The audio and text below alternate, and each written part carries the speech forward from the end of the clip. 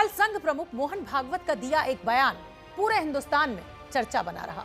बयान कुछ ऐसा था कि हिंदू और मुसलमान दोनों एक ही हैं, दोनों का डीएनए एक है। बस फिर क्या था। संघ प्रमुख के इस बयान के बाद से असदुद्दीन ओवैसी से लेकर मायावती और कांग्रेस खेमे तक खलबली मच गई। तीखी प्रतिक्रियाएं सामने आने लगी, वार पलटवार का दौर शुरू हो गया और राजनीति करने के लिए एक नया मुद्दा भी मिल गया। पर सार यह है कि वार पलटवार के इस पूरे खेल के केंद्र में अगले साल होने वाले उत्तर प्रदेश के चुनाव हैं। तो चलिए भारत की बात में आपको दिखाते हैं भाईचारे की भागवत कथा का सियासी सत्य क्या है। हिंदू मुसलमान एकता, इनको जोड़ना क्या, ये जुड़े हुए हैं। हम भारत के सब लोगों का डीएनए समान है। हिंदू मुसलमान एकता, हमारा तो विचार ऐसा है कि ये शब्द ही बड़ा भ्रामक है। एकता की बात भारत का संविधान करता है, हिंदुत्व नहीं करता है। भारत का संविधान में इंक्लूसिवनेस है। हिंदुत्व एक एक्सक्लूसिव आइडियोलॉजी है जो मोहन भागवत और आरएसएस पिछले 90 साल से उस पर अमल कर रही है। आरएसएस प्रमुख देश की राजनीति को विभाजनकारी बताकर जो कोस रहे हैं, ये ठीक नहीं है। ये जो गुमराही गैंग है, इस गुमराही गैंग के पेट में दर्द होगा। ओवैसी स्वयं बता दें कि मोहन भागवत जी ने जो कहा है कि हिंदू और मुसलमानों का डीएनए एक है, उसमें उन्हें क्यों आपत्ति? ये सिर्फ लिप सर्विस है। देश की जनता की आंखों में धूल झोंकी जा रही है।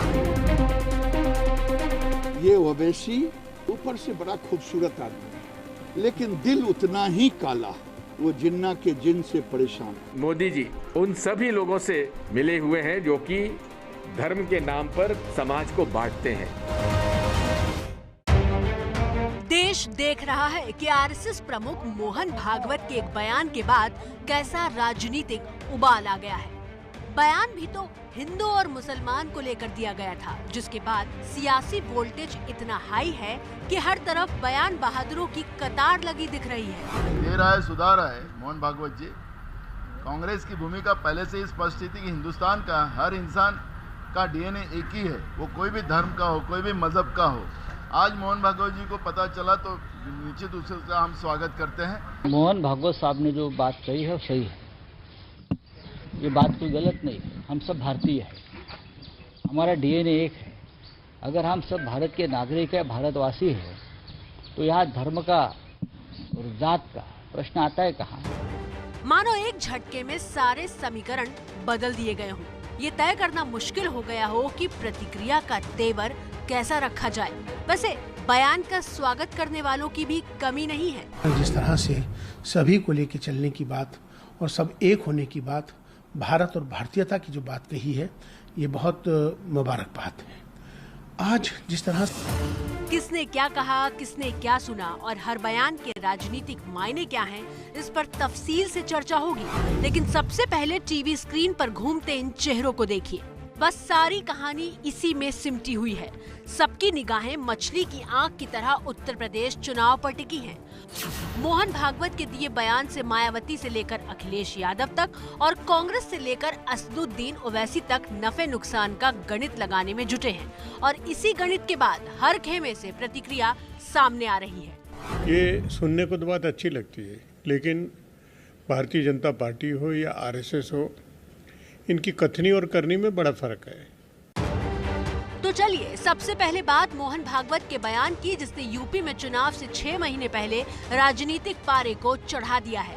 दिन रविवार था और जगह उत्तर प्रदेश का गाजियाबाद, जहां संघ प्रमुख मोहन भागवत एक किताब के विमोचन के लिए मौजूद थे। खास बात यह है कि द मीटिंग ऑफ माइंड्स नाम की जिस किताब के लॉन्च में संघ प्रमुख मोहन भागवत पहुंचे थे, वो डॉक्टर ख्वाजा इफ्तिकार अहमद ने लिखी है।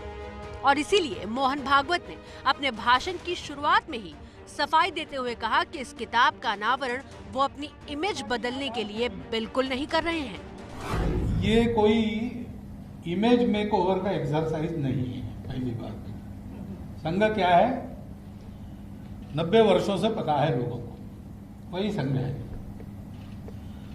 और संघ को इमेज की कभी परवाह रहेगी, क्योंकि हमको बाकी कुछ करना नहीं, सबको जोड़ना है, अच्छा काम करना है, तो रूप बदल के जाने की जरूरत हमको नहीं पड़ती। इसके बाद मोहन भागवत ने वो बयान दिया जो मुसलमानों के हित और उनके मुद्दों की राजनीति करने वालों को रास नहीं आया। एक दिल से आह्वान है कि भाई हम एक है, हमको एक होना है। हिंदू मुसलमान एकता, हमारा तो विचार ऐसा है कि ये शब्द ही बड़ा भ्रामक है। ये दो है ही नहीं, एकता की बात क्या है? इनको जोड़ना क्या है? ये जुड़े हुए हैं, ये जुड़े हुए हैं। और ये जब मानने लगते हैं कि हम जुड़े हुए नहीं हैं, तब दोनों संकट में पड़ जाते हैं। मोहन भागवत ने तो यहाँ तक कह दिया कि हिंदू और मुसलमान का तो डीएनए एक ही है। हम समान पूर्वजों के वंशज हैं, और ये विज्ञान से भी सिद्ध हो चुका है। 40,000 साल पूर्व से हम भारत के सब लोगों का डीएनए, सब लोगों का निरपवाह डीएनए समान है। इस आधार पर आरूढ़ होकर हम जब विचार करते हैं तो मन में अपनापन आता ही है।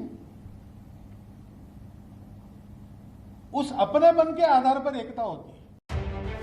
जिस देश में धर्म राजनीति का आधार बना हो, जहां जाति के आधार पर वोट पड़ते हों, वहां हिंदू और मुसलमान का डीएनए एक है, ऐसा बयान संघ की तरफ से आए तो राजनीतिक उथल-पुथल मचना बेहद स्वाभाविक है।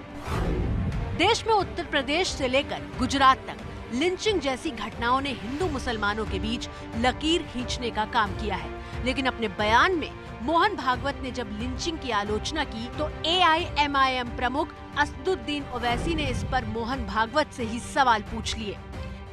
हिंदुस्तान हिंदू राष्ट्र है, गौ माता पूज्य है, लेकिन लिंचिंग करने वाले ये हिंदुत्व के खिलाफ जा रहे हैं। वो आतताई है।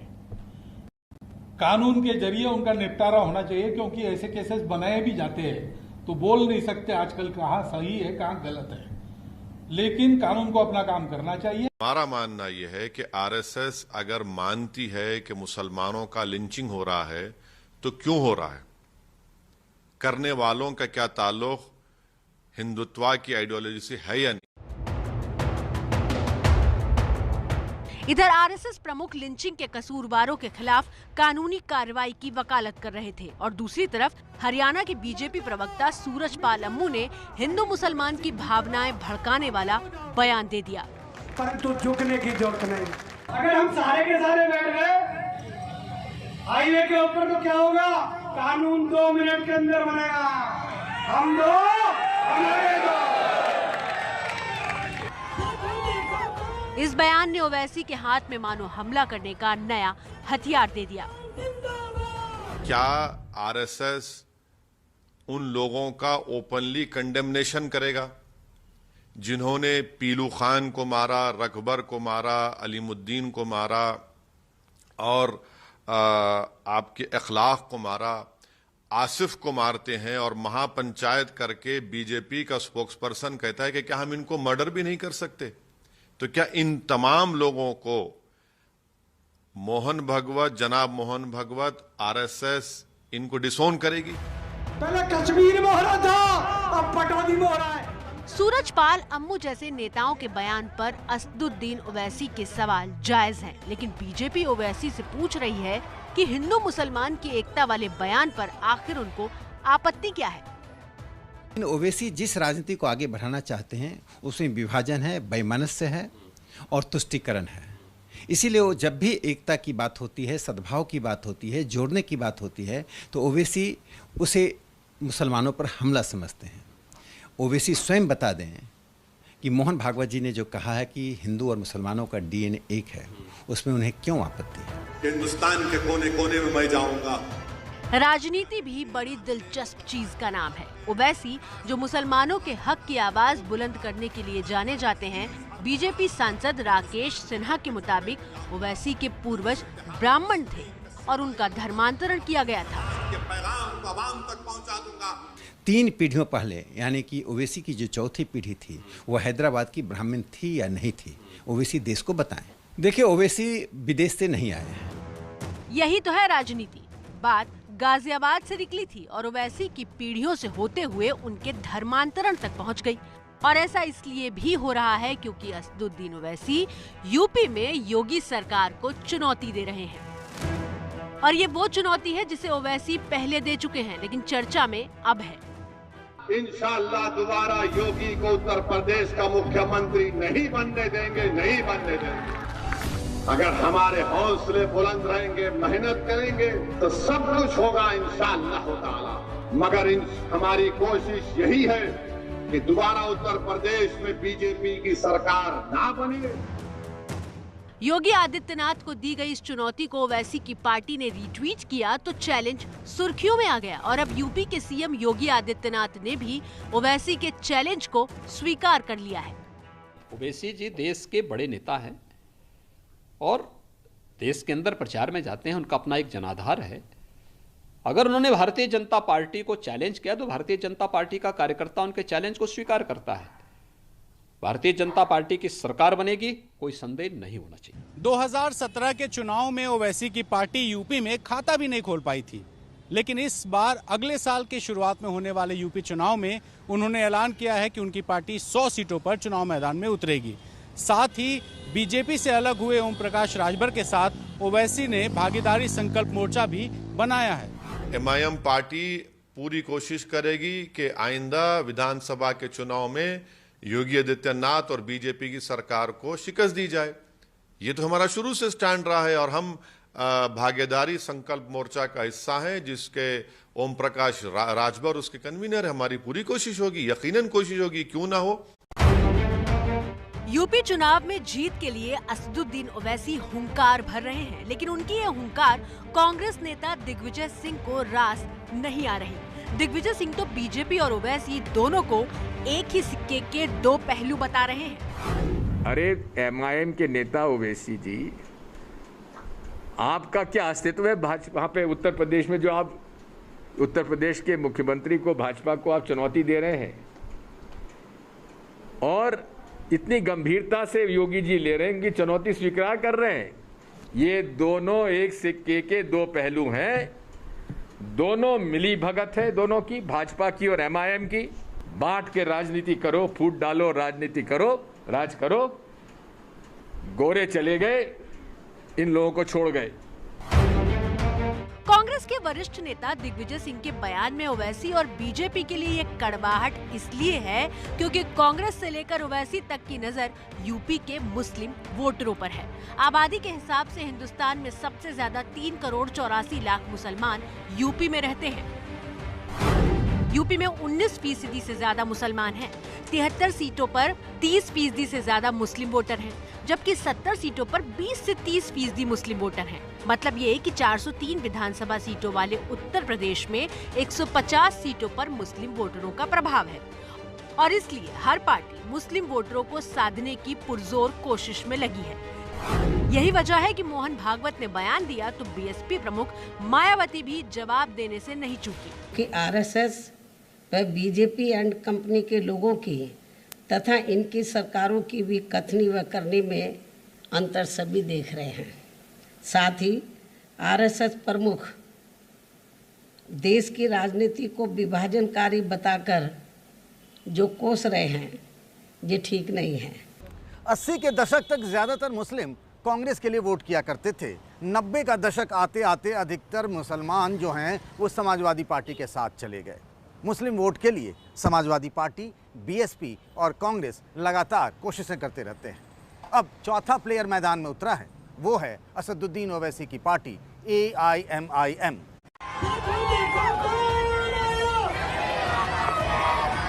बिहार में ओवैसी की पार्टी AIMIM 20 सीटों पर चुनाव लड़ी थी और उसमें से 5 सीटों पर जीत हासिल की थी। बिहार में मिली कामयाबी से उत्साहित होकर ओवैसी यूपी में भी वो ही कहानी दोहराना चाहते हैं। हालांकि यहाँ इस बात का जिक्र करना नहीं भूलना चाहिए कि आरएसएस प्रमुख मोहन भागवत के जिस बयान को लेकर बवाल मचा और जिसे यूपी में चुनाव से जोड़कर देखा जा रहा है, उस बयान को देने से पहले ही मोहन भागवत ने साफ कर दिया था कि वो मुस्लिम वोट पाने के लिए ये सब नहीं कर रहे हैं। अगले चुनावों के लिए मुसलमानों के वोट पाने का भी प्रयास नहीं है, क्योंकि हम उस राजनीति में नहीं पड़ते। वोट की राजनीति, पार्टी पॉलिटिक्स इसमें हम लोग नहीं पड़ते। वैसे राजनीति का एक नियम तो ये भी कहता है कि जो दिखता है वो पूरा सच नहीं होता और जो कहा जाता है वो तो बिल्कुल ही पूरा सच नहीं होता। देश के सबसे बड़े प्रदेश में सत्ता के लिए सियासत की शतरंज पर बयानों के जरिए चाल चली जा रही है और ये महज चाल नहीं है बल्कि वोटों का एक महाजाल भी है जिसके जरिए अपने अपने कुनबे को संभाले रखने की कोशिश है। बीजेपी के खिलाफ यूपी के चुनावी अखाड़े में जो भी प्लेयर हैं वो अपने ही जाल में उलझे हुए हैं। समाजवादी पार्टी तय नहीं कर पा रही है कि वो सॉफ्ट हिंदुत्व पर चले या फिर किसी और रणनीति को अपना ले। मायावती अपनी पार्टी बीएसपी ठीक से संभाल नहीं पा रही हैं और कांग्रेस है कि राजस्थान और पंजाब के झगड़े से उसे फुर्सत ही नहीं मिल रही है। 2 दिन पहले यूपी के पंचायत चुनाव के नतीजों ने काफी तस्वीर साफ की है। बीजेपी ने शानदार प्रदर्शन करके विरोधियों को ये सोचने पर मजबूर कर दिया है कि योगी सरकार के खिलाफ कौन सी रणनीति बनाई जाए।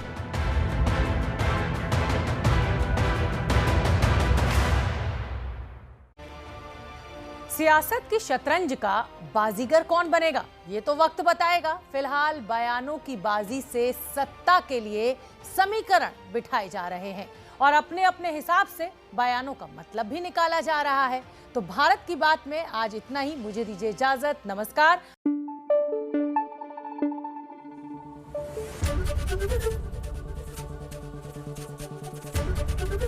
एबीपी न्यूज आपको रखे आगे।